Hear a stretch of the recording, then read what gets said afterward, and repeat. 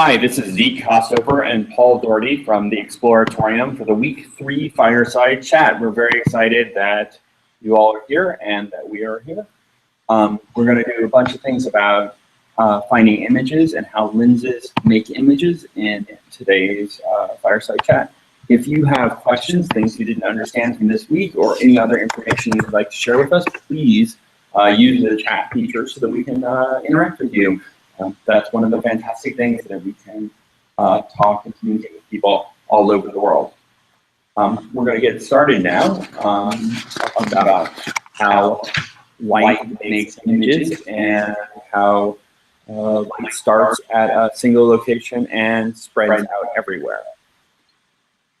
So one of the things that people often have confusion with is about how light start at a single point and then start spreading out in all directions. And well, I have a this is called a mini magnifying, and I take off the top. It's just a small flashlight, and wow, yeah, it's pretty bright. And I can see that and point at it, and Zeke can point at it, and the pointing, our finger pointing, it's lining up with a line of light traveling from that point to my eye. And as Zeke points and I point, if we move our fingers towards the source, they will meet at the light. And that means that the light is spreading out in straight lines from it. And if you actually have a very bright light like this one and a human eye, the imperfections in the human eye show me rays spreading out. Do you see them? I do. Yeah, they're quite bright. You're telling me that they're in my eye. They're not there. They're not there. It looks like rays spreading out from any tiny bright point of light. And those are due to imperfections in your cornea and lens. And they always look like they're coming from here, but they're not there at all. It's just a nice demonstration. If you have a weaker source of light, very often they sell small light sources like the keychain lights, and they have a little light on the top. So if I turn that one on, a little bit more comfortable to look at. A lot more comfortable to look at. And you can do the same thing, is to have students all around point at it and realize the pointing is tracing the line that the light is spreading out from. And that's interesting because when we often draw pictures in textbooks, when they have pictures of objects that have been illuminated, they usually only draw, say, 1 or 2 rays of light coming off of the object. Can you look at a little picture of that?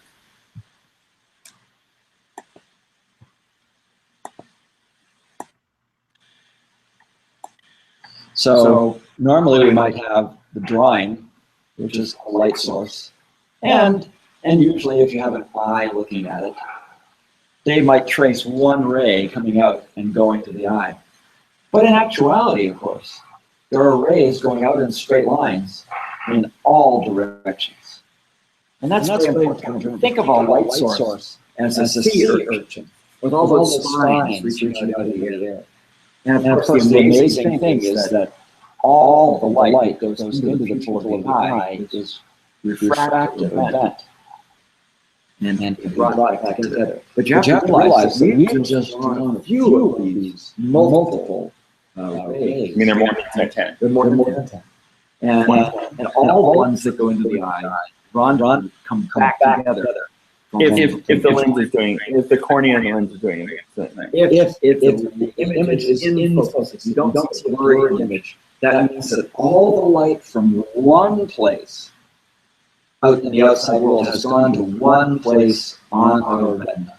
And that one-to-one mapping is the essence of an image.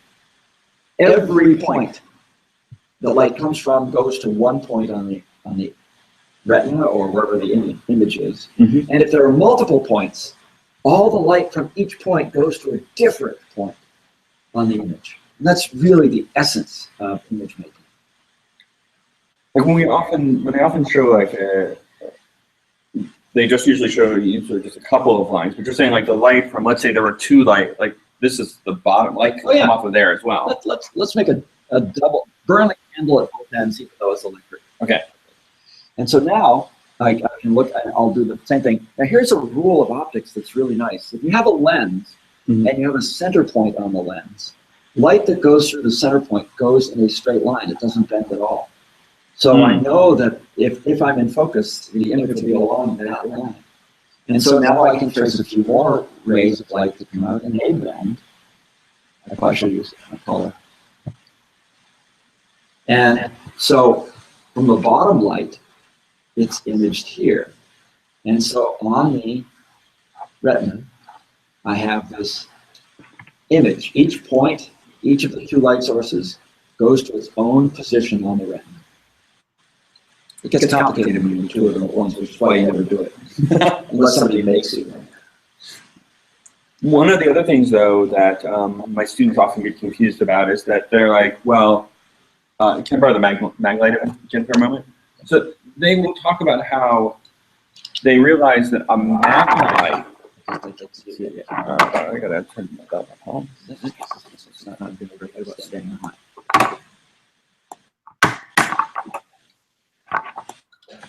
There's several modes to it. You can set it as flashing, but that's fine. Yeah.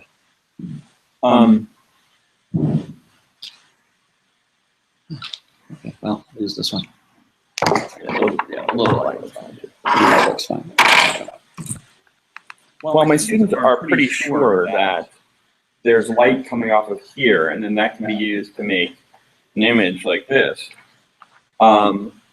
Can things that don't like make their own light, can they also make images? Like can this piece here make an image? Well, I see it, so my eye is making an image of everything. Oh, so rays are coming off of this part as well. Yeah. Right? How about like right here? Like, there's no light right there. How can I make an image of that?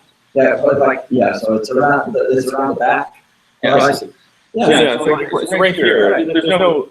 This has a light bulb there, but this part doesn't have a light bulb. How can it make an image of that? You know, if I turn off the room lights, I won't see anything. So I think that what's happening is the room lights are coming in, and they're bouncing off of that. And when they bounce off, if it's a rough surface, they bounce in all directions like that ocean. But of course, if it's a mirror, if it's smooth, they might bounce off in one direction and miss me entirely. Oh, and then you wouldn't be able to see. And then I wouldn't be able to see it.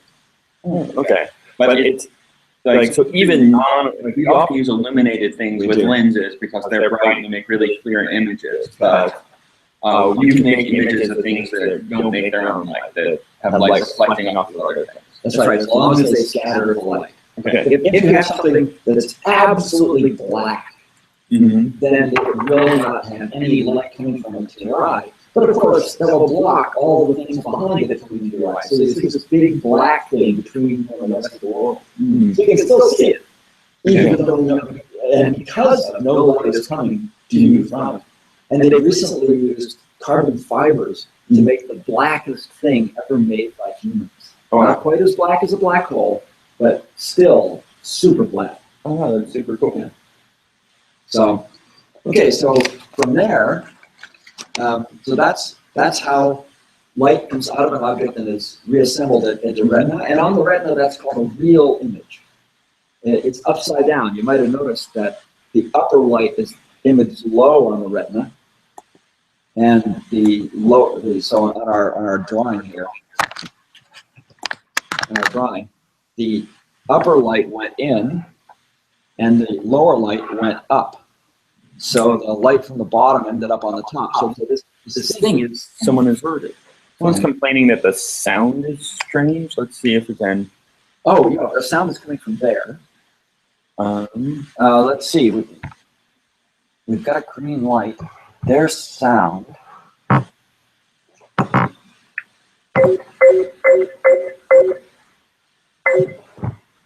Is that better, we hope?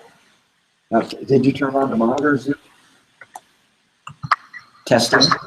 Test. Okay, so it's coming through. Sorry about that. If the sound is still not very good, Tell us. tell us. Yeah, good to check.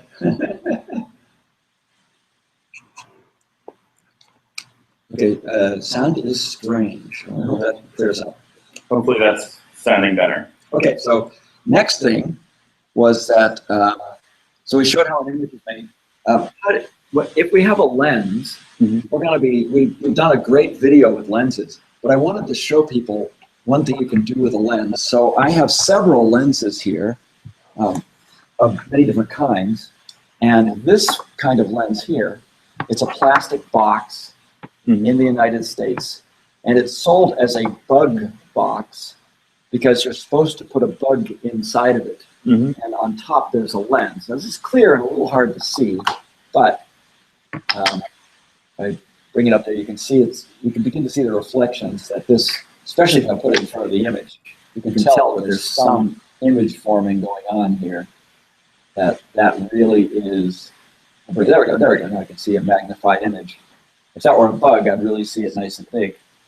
So I have a lens here, but one of the things we always talk about with lenses is their focal length.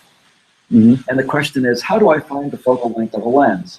And what I do is, behind me, I have a set of room lights. And you can see in this image right now, if I flip this around, you can see in this image right now, I'm making an image of the room lights on the paper right here. Oh, because the room lights are, that looks really good. Yeah. And so the lens here is making an image of the room lights there. And that's their long fluorescent tube. A long fluorescent tube. I can do it with any light, as long as it's much further away than the focal length of the lens, which that is.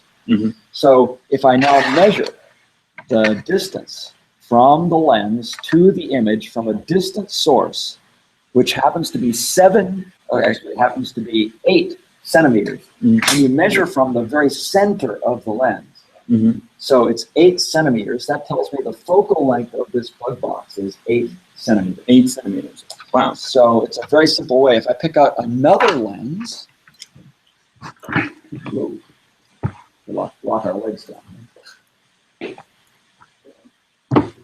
If I pick out another lens, which I have this one here, it's just, Zeke got this at a dollar store. It's a simple Sherlock Holmes type magnifying glass. And I can use it to make an image on the paper. There's our classroom lights. And I will measure from the center of the lens. This is 14 centimeters focal length. Okay. 14 centimeters. Okay. So this lens has a longer focal length than the other lens. That's right. Any other way we can, like, is there like a power to a lens? Like, is this lens, what does this lens do differently than the bug lens? Yes, so in fact, this is a magnifying glass, and we can look at this and find out that it magnifies, and the magnifying power is less than that bug box lens. One estimate for the magnifying power of a lens is 25 centimeters divided by the focal length of the lens. And that has to do with that 25 centimeters has to do with the closest focal length for the average human eye. Okay. So this is 14 centimeters, so the magnifying power would be 25 over 14, not quite 2. Okay. It's from the dollar store. From the dollar store. And for the bug box lens, it would be 25 over 7, which is not quite 3. Okay. So that's a nice way to estimate the power of the lens, the magnifying power. There are also things called negative lenses, but we won't deal with those right up here in the beginning. Yeah. Okay.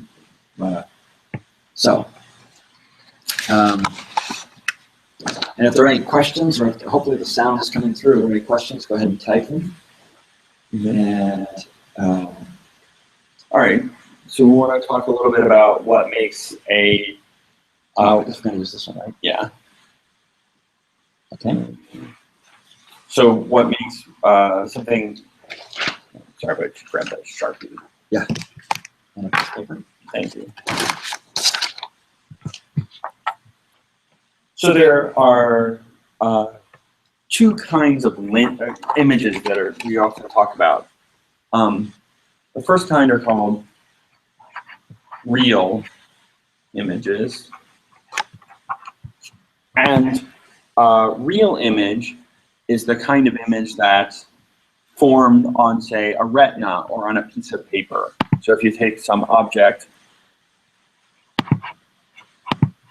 say a tree, that's a fantastic tree. I can see the applause icons coming up now. And you use a lens, the light from the, say, the tippy top of the tree goes in all directions. And some of that light hits the lens.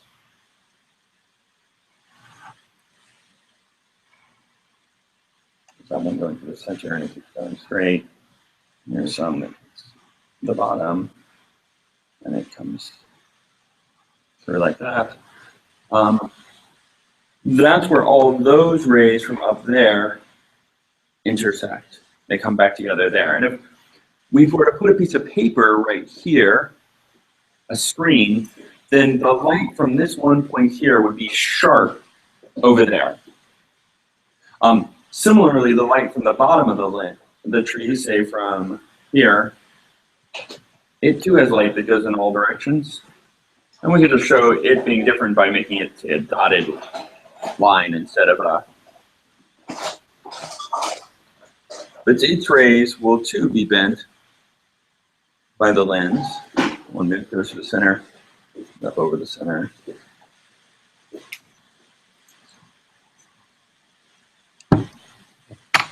Oh, thank you. And so then we get this upside down image of the tree over here. Yeah. Okay. Now, we call this a real image because if you put a screen right there, you'll see a picture of the tree. In fact, inside your eye, on the retina of your eye in the back, you in fact get an image of whatever you're seeing out in the real world. And when we do cow eye dissections, you can take the lens and cornea and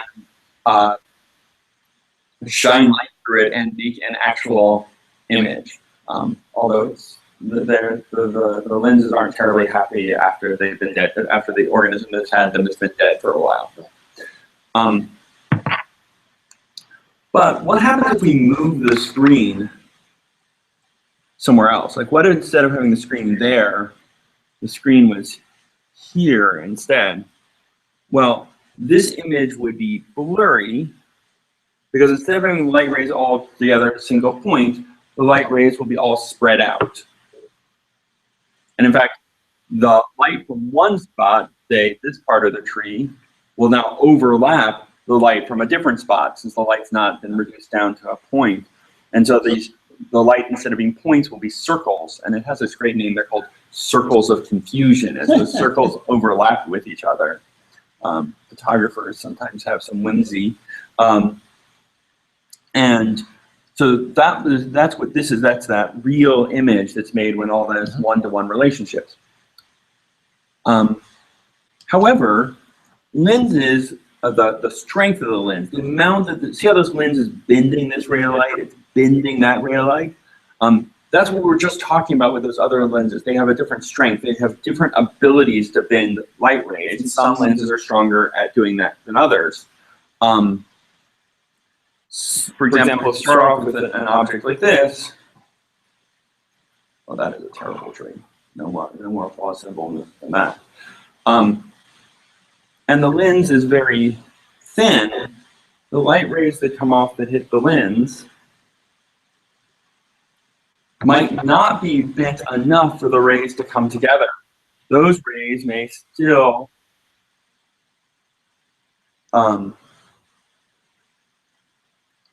be moving apart from each other so that those rays don't come together in another spot. So this lens will not be able to make an image of the tree. So no real image, no real image will form.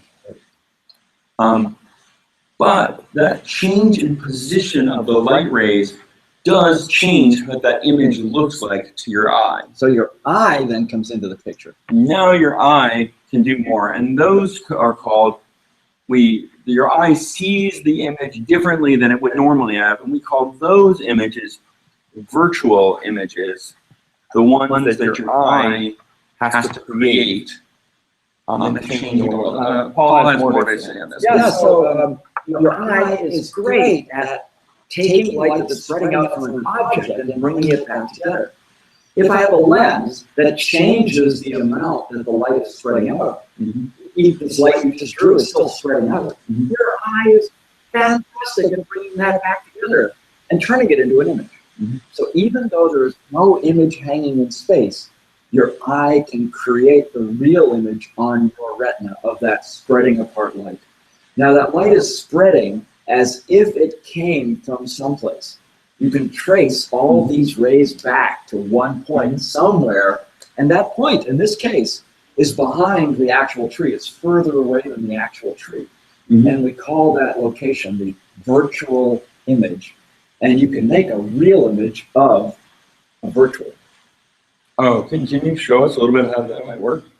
Yeah, so in fact, we can. In fact, I think maybe you'll do it with your setup.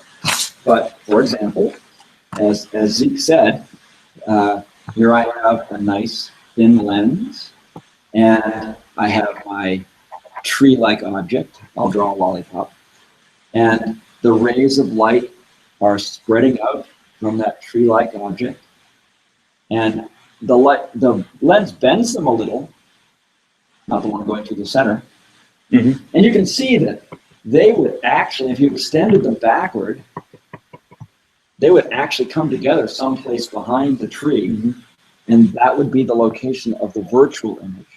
And if I put an eyeball in here, the eyeball will take those spreading rays, and the eye is great at taking spreading rays and bringing them back together, thus making a real image of the lollipop on your retina. Now, would this image be bigger or smaller than the original image, or would it still be the same size? It depends on lots of things.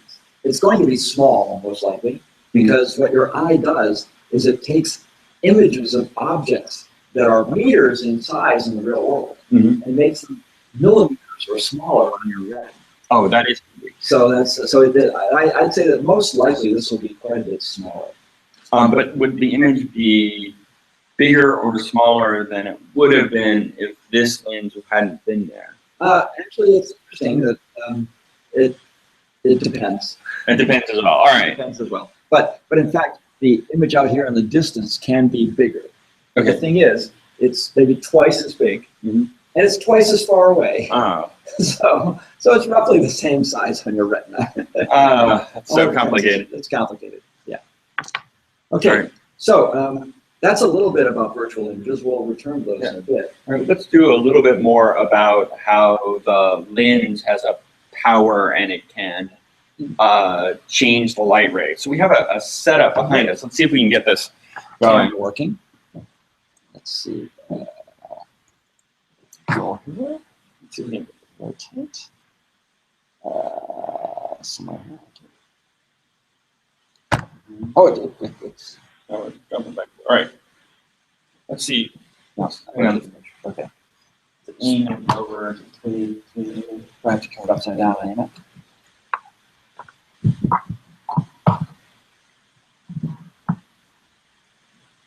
Okay, where are we headed? So let's try to sort of pan from over the room. There we go. So maybe I can do a zoom out. Zoom in. Okay, so there we go. So we can zoom out and zoom in. Reduce the brightness. And I'll reduce the brightness. There we go. So I got the brightness all the way down. Okay, great. So the first thing I want to show you is that we're starting off with a similar original, and I apologize for this, might make it just a little bit motion sick, so let me move the camera around. So here, if you recall, we had this walk, don't walk sign. Paul putting his hand in front of it, fantastic. So I will first point out that I did not go and just steal this from the street corner. Cities are replacing these don't walk signs with they replace them on a regular basis so they don't burn out. You can buy the old ones on eBay for relatively inexpensive prices. But you can just use like Christmas lights or something else if you aren't as easily entertained as I am. So in fact, I've taken a set of Christmas tree lights, tiny LEDs or tiny incandescent bulbs, poked holes in a piece of cardboard, and sucked them through to make the shape of a person, like this light. And so you can make your own very inexpensively.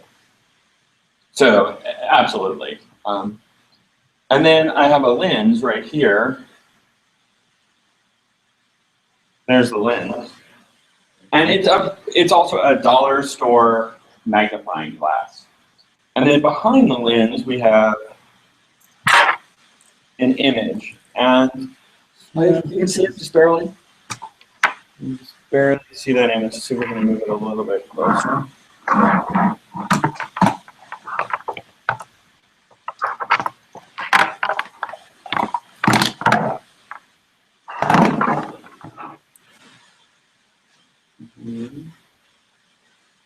There you go. Very nice. Right? Oh yeah, that adjusted quite nicely. And this little guy here is a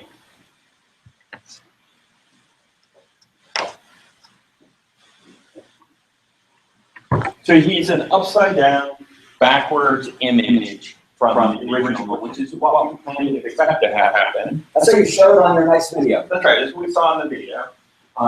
And yes, everything on your retina is upside down and backwards too, but you've gotten used to it, so it's okay. Your brain flips it over again. Yes, your brain has been doing it since you were a little baby.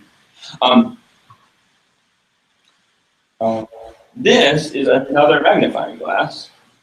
It's quite similar to the first one. And what I want to do is I want to add it to this first magnifying glass. I'm going to stick it right in front of that magnifying glass. And Paul will hold it. But before he does it, I want you to think for just a second about what do you think it will do to this image?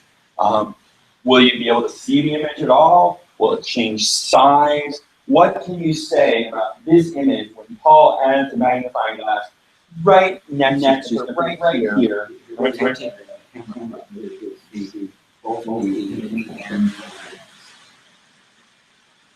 There we go. Okay, good. Yeah. All right. So before Paul does it, let's just think about it for a second. And great. I'm glad you thought of something. Now I'm going to do it. Wow, there is almost nothing else. This is blur. But we had mentioned before that the image, so you can actually see that there are two images. Before he connects them up, there's that image. There's two lenses. There's two lenses. But then when he puts it on top of each other, we can't, it's just a blur. Especially when I line it up, unless it's a note if it's around. It's a blur. But it turns out, remember we said that each lens bends light rays. So with two lenses, we bend the light rays more, and that means the image is closer to the lens. And that makes for a smaller, but much brighter image.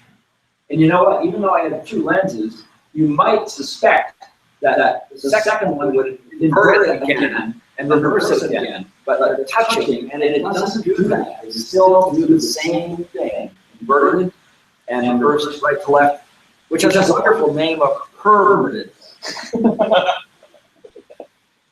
it's an inverted image. Another thing I want to point out, just like it's a little tangent for just a second, but it's not darkening around the image. Here's that very bright image there. But you see how it's dark all around? It's like the piece of glass is casting a shadow. But in a sense, it actually is casting a shadow. The light that would have been there is now there. All of this, if we took this spot and spread out the brightness, it would be evenly bright again. But we've concentrated the brightness, the light, to make that image for it. So if you slide the screen back, the blurriness then fills that entire circle. Yeah, and bring it back, and now the darkness, the light leaves the dark area and reassembles into the image. There's some sort of metaphor you could do with that. Yeah, I like that. And then we go the other way, you can see it starting to fill in again. There's some space to get all the way to the front because we'll run into stuff. Yeah. Right? So Paul noted that you don't get an inverted image. You don't get the perverted image. You don't get back to the original image. But what I've always wondered is that what is happening right here? We have shown before that the light rays are sort of coming together in that location. But what would happen if I took this card out of the way?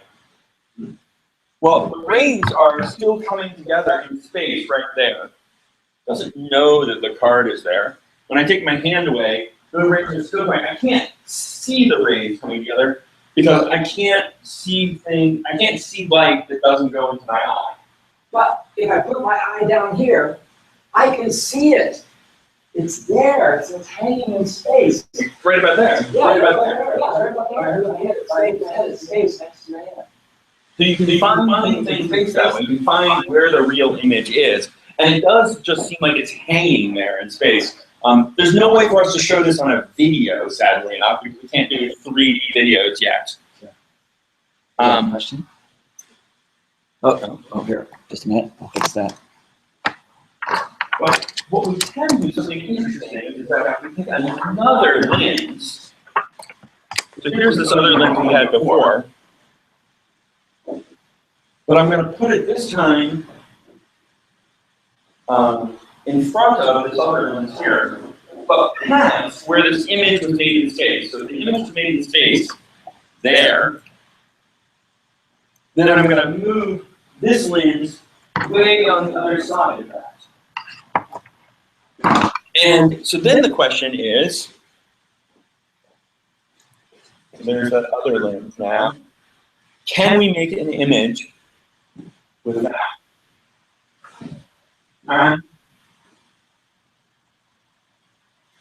The answer is Yes. yes, we can. I can see it.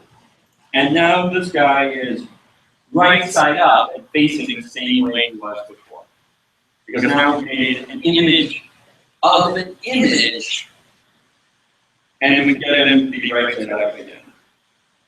And we can actually do this with a chain, whole bunch of lenses long. We have an exhibit at the Exploratorium, which is about having a chain of these lenses along the way. It's called image relay. But you can do it too, and it's one way to get the image back the right side up, if you will.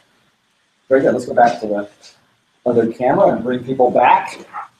So, yeah, we're supposed to go to the other camera before I move this. So we're swinging this around, making our audience sick.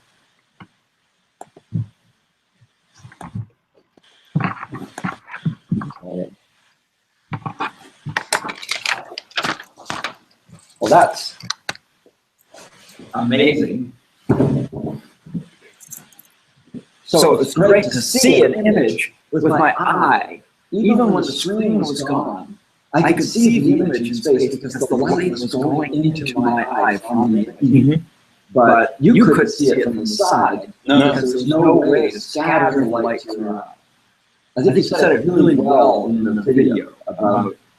It's the most surprising thing. It's so basic. You don't even think about it, but you can only see light that gets into your eye. Right. You can see baseballs, even if they don't go into your eye. But you can't see light unless it reflects off of something or comes usually out of the light source and gets into your eye. But it's possible to have an image formed in your eye by light that is coming from a source, bending through a lens, forming an image in space, and then going into your eye.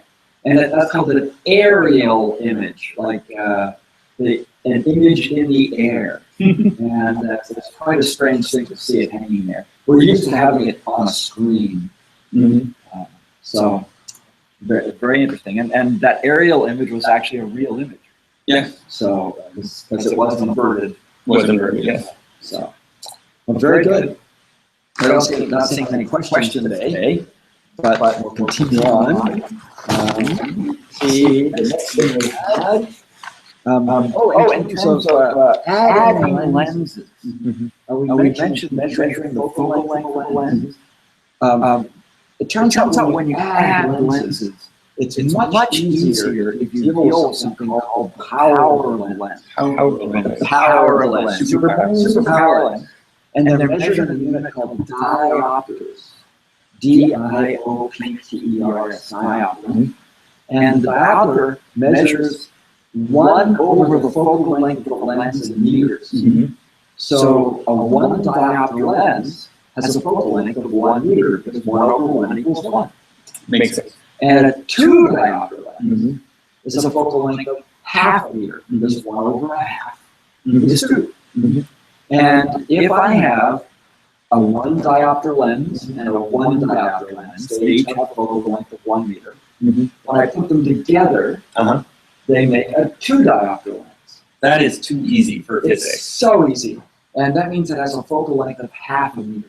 And your reading glasses are measured in diopter. And in fact, I think my reading glasses are a 2 diopter reading And glass. so are mine, yes. And as we get older, we get stronger in the diopters of our reading glasses.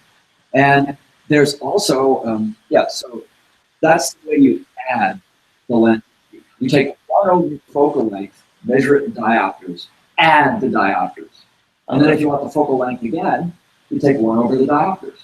Oh, okay. So a 2 diopter one would be half a meter. Half a meter focal length. So that's 50 centimeters. So if I had some distant light source and I put my lens there, then 50 centimeters away would be the image. If it was the object was far away. So after you measure the focal length, I like to make sure that the object is at least 10 focal lengths away. And that means that your measurement of the focal length will be about 10%. Oh, okay. So, but the further away the object is, the more accurate your focal length measurement will be. And for example, if you say star, other than the sun, because the sun is too bright, it might burn things. And you can image of the star, it's so far away, you've got a really good measurement. Oh, fantastic. Okay, let's see. Well, there's a kind of lens that we can get that we like a lot. It's called the Fresnel lens, after Auguste Fresnel, who will meet next week when we do week 4 about the wave nature of light. And as after Fresnel did his studies on the wavelength nature of light, he was rewarded by being made head of the French Lighthouse Commission, which I really liked. And for the lighthouses, he invented this new kind of lens called a Fresnel lens. And so it's something called a page magnifier. And that page magnifier lens is as big as a page of paper. And if I slide it out of this packaging there, it's flat, it's thin, and rub my finger over it. You can hear the sound. It's loud at the edges, quiet at the middle, and loud at the edges again. And that's because this is made by taking a curved lens and slicing up all the curvature. So it feels like something that you used to have in your house called a record. I've heard of it. Heard of those, yeah. And it actually forms images. So we can use this. I can open this up here and make an image of me. I think our website uses that when we have the camera turned on. Our website actually does use this.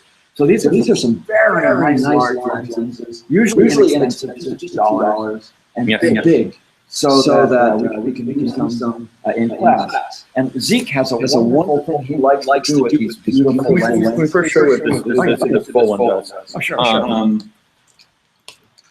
Maybe let's flip it around again. Do we do it like that? I'll turn it on. I'm coming.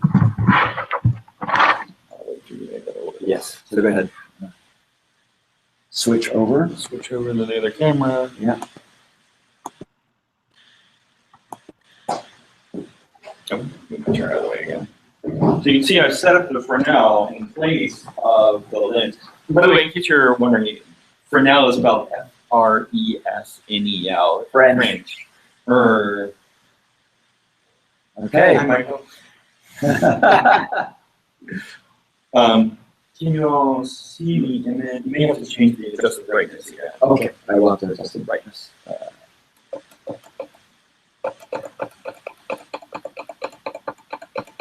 No, kind of blurry. But what's happening is that the Fresnel lens is so much bigger. It's gathering so much more light than the small lens. It makes a brighter image. And our camera can't compensate to that brighter image.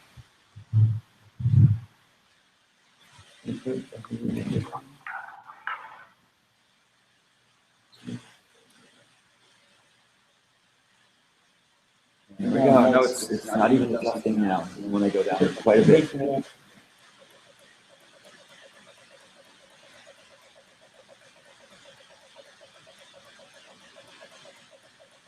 Yeah. So it is making an image that's too bright for us to see.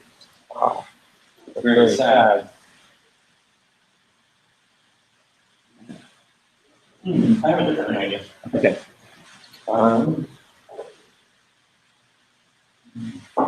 Wonder.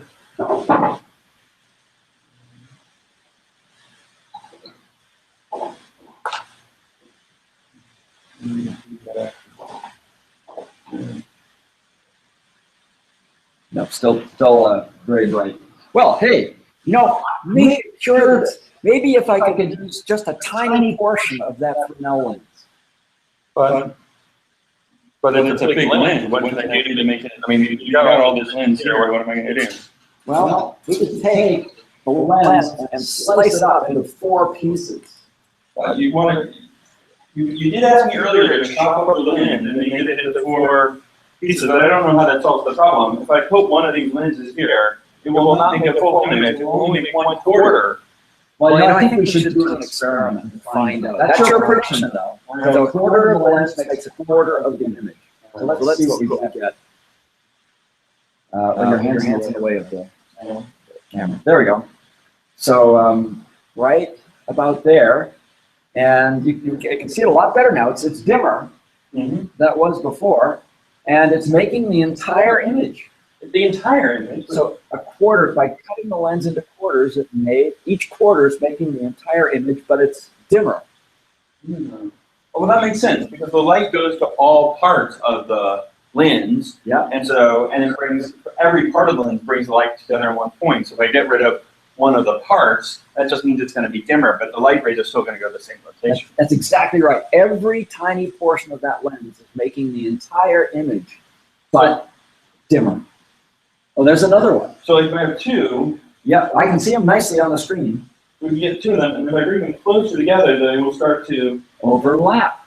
Oh my God! Oh wow! So if I have them exactly lined up, then they will make one image. Make one brighter image. Wow! I wonder where this comes from. Does that happen up and down too? If you get the right ones. Yeah, it happens up and down as well.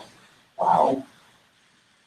So this is an amazing thing you can do with your students, is to take a Fresnel lens. Some of these Fresnel lenses are very flexible plastic. You cut them with scissors. The ones that Zeke has, these page magnifiers, are heavier plastic, and you had to use a bandsaw.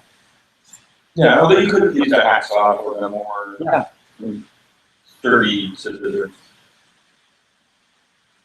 I wonder what kind of put them together. What are we going to do like this? Well, let's find out. They should both work, but this might be interesting. There's lots of different orientations. Oh, yeah. I think one's sending it one way and one's sending it the other. There. Oh, like that. Yeah. So you managed to find an orientation that makes one small image. And it's smaller with the 2 powers and adding together. We're adding together. It's interesting that power often makes it smaller for a lens. Like a more powerful lens makes things littler, but they're brighter. So if you think of power as like how much light you get in one spot, then a more powerful.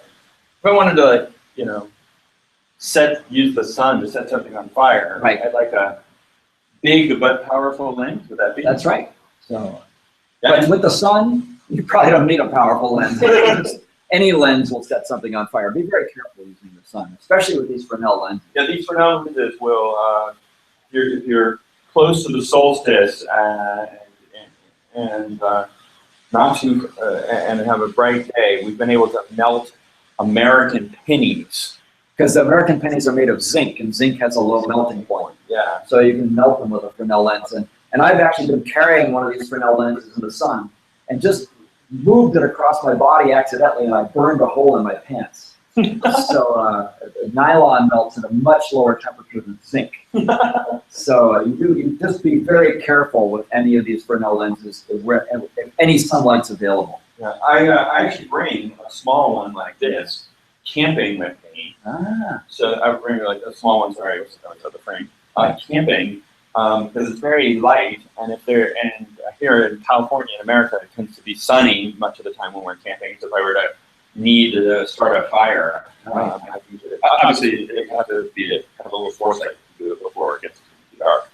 But you can use it to start a fire. And I've done it a few times. It's kind of fun. Actually, there's a great story by Jules Verne, speaking of French, in which some Arctic explorers get trapped and their wooden ship is wrecked in the Arctic. But the scientist on board saves everyone because he takes a block of clear ice and shapes it into a lens shape with his hands and uses it to focus the sunlight onto some of the wood and start a fire. Wow. And I've actually done that. I've actually made an ice lens and focused sunlight to set leaves on fire. So that's a fun activity to do. All right. Let's go back into our... Okay. Not getting much of my questions today. Let's go over here. Questions? No questions. Juliana says there's no question we have. Well, I think we've just about covered our major topics for today. So unless there are questions, and you can always send us questions on the question page. Yes, absolutely. On the discussion, we love hearing from you. We love answering your questions. In fact, it means we can avoid doing other parts of our job that we don't like as much. So please ask us questions and ask each other questions. It's a lot of fun hearing what you all have done and hearing what interests you and what confuses you. I really love the images and the videos that you've been sharing. It really makes it real for us to show us what you're doing. And some of you have come up with ingenious solutions to finding out local materials that do the same things that the materials that are local for us do, like swapping in candles in terms of the three-spot photometer, measuring the power of candles, and doing some wonderful debugging work, finding out that two identical candles did not balance in the middle, but then noticing that there was a white wall behind. Oh, yeah, that was pretty great. And then putting a black covering over it. I thought that was a great example of engineering and scientific problem solving. You know, I actually have in my house a place for a sconce to put in a candle. Yes. And it has a little it has a mirror behind it. Yeah. And for the longest time, I thought that was just trying to keep soot from the candle from getting on the wall, which probably is something it's useful for as well. Yeah. But in addition to that, it's probably sending more light forward. That's Light right. against the wall is not as handy. What candles are usually less bright than most modern incandescent or LED light sources. So you have to do things with candles to make sure you get every bit of light back into the room. And putting a candle behind it is a good way to do that. I like that. Fantastic. Let's see if there are any other favorite comments or videos we had for problem solving. People were discovering that lice combs sometimes are sold only in kits, but I did manage to find an American, it was called Rite Aid. It's kind of pharmacy. Yeah, that's sold, it's a national one in the that US. sold just the lice combs without any of the other materials.